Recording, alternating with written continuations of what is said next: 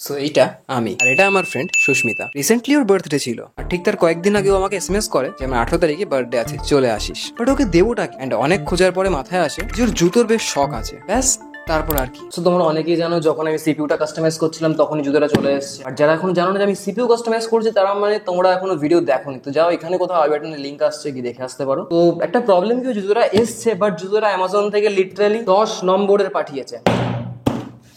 আমি UK 6 order করেছিলাম, আর ওটা 10 নম্বর পাঠিয়েছে। আর বেশি দিন বাকিও নেই, আমি জানি না এখন কি হবে, মানে এক্সট্রা 4 দিন হাতে আছে। তো আমি আবার অর্ডার করছি জুতোটা, 4 দিনের মধ্যে চলে আসে তো খুব ভালো। দেন আমাকে আবার ভিডিও শুট করতে হবে, এডিটিং করতে হবে, জুতোটাকে কাস্টমাইজ করতে হবে। এন্ড ঠিক 3 দিন পরে জুতোটা আবার আসে। তাহলে চলো এবারে কাস্টমাইজ শুরু করা যাক। আমি জুতোটার মধ্যে কোনো ডিপ কালার ইউজ করিনি, বিকজ আমার যে বন্ধুটা আছে ও খুব লাইট অ্যান্ড হালকা কালার পছন্দ করে। বাট সত্যি কথা বলতে গেলে জুতোটা কাস্টমাইজ করতে আমার বেশ ভয় লাগছিল, বিকজ আমি কখনো কারোর জন্য এভাবে জুতো রং করিনি। হ্যাঁ, একবার করেছিলাম, বাট সেটা নিজের জন্য, বাট অন্যের জন্য কখনোই কাস্টমাইজ করিনি। হ্যান্ড এত কিছু বলতে বলতে আর করতে করতে একটা ভুল আমি করে ফেলি। আমি জুতোটার মধ্যে ফাঁকা জায়গাটাতে কিছু ফ্লাওয়ার্স আঁকছিলাম। ওর ডেইজি ফ্লাওয়ার খুব পছন্দ, তাই মনে হলো আমি এর মধ্যে কিছু ডেইজি, চেরি ব্লসমস এন্ড কিছু সানফ্লাওয়ার ডিজাইন করি। বাট যখন আমি চেরি ব্লসমটা ডিজাইন করি, সেটা কমপ্লিট হওয়ার পরে খুবই অখাদ্য দেখতে লাগছে।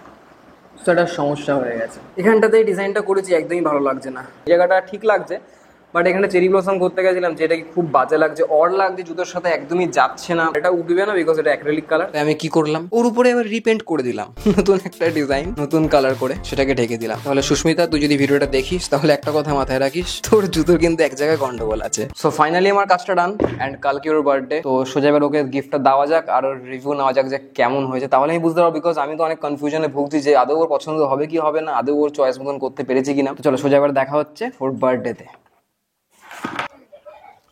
আমি চলে এসেছি ওর বাড়ির বাইরে।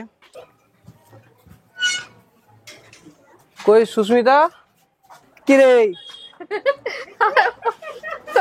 দেখ, হ্যাপি বার্থডে। Thank you. নে, এটা তোর গিফট, বার্থডে, ঠিক আছে? আমি অনেক ট্রাই করেছি তোর চয়েসের মতন বানানোর, আমি জানি না হয়েছে কিনা। আমি 2-3 দিন ধরে বানিয়েছি এটা, ঠিক আছে?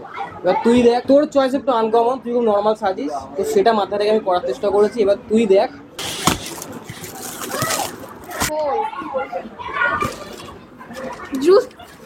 জুতো এটা আমার নিজের হাতে কাস্টমাইজ করা, ঠিক আছে?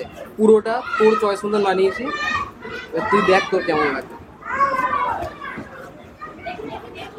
ও মাই গড, এটা পুরো অ্যাকচুয়ালি পুরোটাই সাদা জুতো, আমি পুরো নিজের হাতে কাস্টমাইজ করি।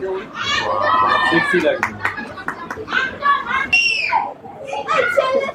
ও অ্যাঙ্গেল, ও অ্যাঙ্গেল নিচ্ছে।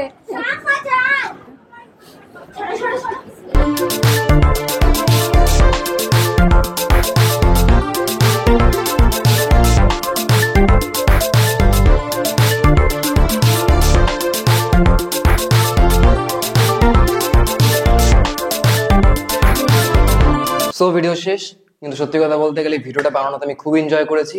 বাট তোমাদের কেমন লাগলো সেটা কমেন্ট বক্সে অবশ্যই জানিও। আর এরকম নতুন নতুন আইডিয়া আমার কমেন্ট বক্সে দিতে পারো। আর যদি ভিডিওটা পছন্দ হয়ে থাকে তাহলে একটা লাইক করে যেও। অ্যান্ড তোমরা যদি এরকম কিছু কাস্টমাইজ করতে চাও তাহলে আমার ইনস্টাগ্রামে আমাকে কন্ট্যাক্ট করতে পারো। আর এরকমই ডিফারেন্ট সুন্দর সুন্দর ভিডিও দেখার জন্য আমার চ্যানেলেও ভিজিট করতে পারো। তো দেখা হচ্ছে আমার নেক্সট ভিডিওতে, ততক্ষণের জন্য বাই।